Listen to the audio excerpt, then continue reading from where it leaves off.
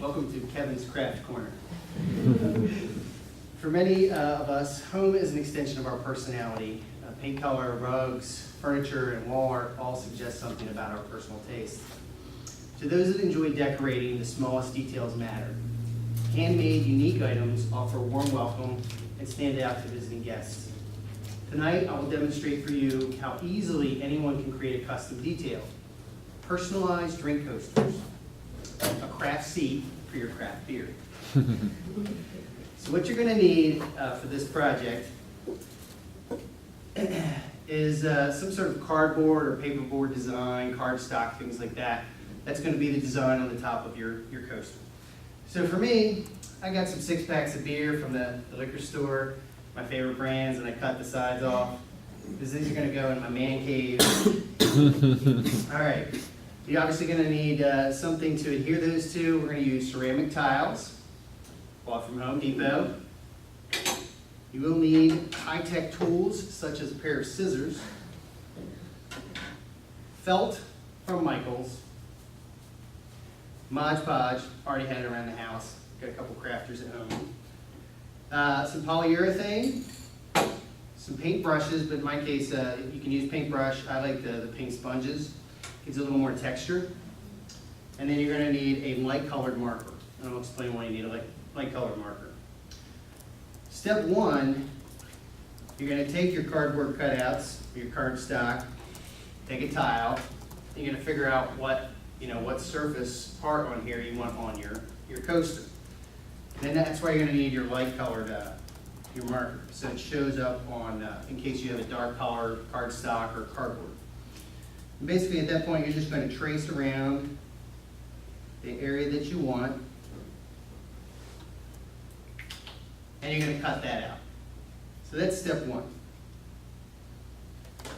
Step two, you can do basically the same thing with your felt. So you take your felt, and again, having a light colored marker instead of a dark colored marker, pretty handy here, right? Black Sharpie's not going to show up on black felt. Basically, just put your tile down on your felt, draw your outline, and cut away. So, it should look like something like this when you're done. All right, so that's the hard part. The next part is you're going to take your Mod Podge. Hopefully, folks have some experience using this product. It's a glue, but it's also a protective coating for things. It's really great to kind of even out surfaces as well. So the tile is not completely smooth on the bottom. You're going to take your Mod Podge and you're going to layer it on there with one of your brushes. Be liberal. You take your felt, you center it on there, and you place it down. Let it dry for about 20 to 30 minutes. So this is a great rainy day project, and it just so happens that the finals I have to show you, I put together this past weekend when it was raining cats and dogs. So once that is dry, essentially you're going to do the same thing with your paperboard. You're just going to do it on the opposite side. Once you cut it out,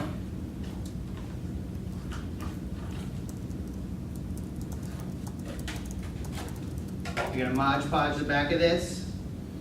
You're going to place it on the top of the tile.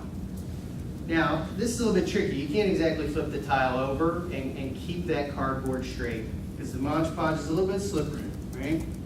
So what I advise you to do is maybe take another tile or another heavy object and place it face down on it. Again, 20-30 minute drying time on that. But now, you're ready to kind of put the finished product together. And again, it involves Mod Podge. So you're going to Mod Podge a very thin coat on the top of the cardboard at this point. Very thin, but you're going to let it dry 20 to 30 minutes. You're going to come back and put a second and a third and a fourth coat. You want to make sure you put a lot of coats of Mod Podge on there. It's important that you choose the gloss finish. You choose a matte finish. And I think they have some other finishes. You're going to kind of dull the surface.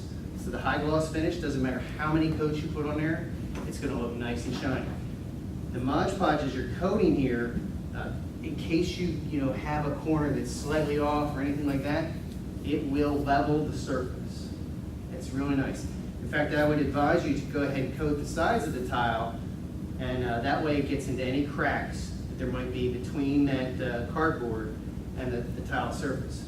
So it's going to be a nice one-piece object when you're done.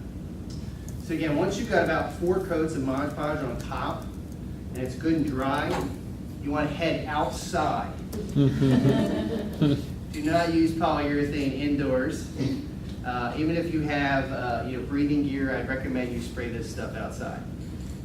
It's pretty potent with its smell, and I can't imagine it's doing good things to you if you're inhaling it.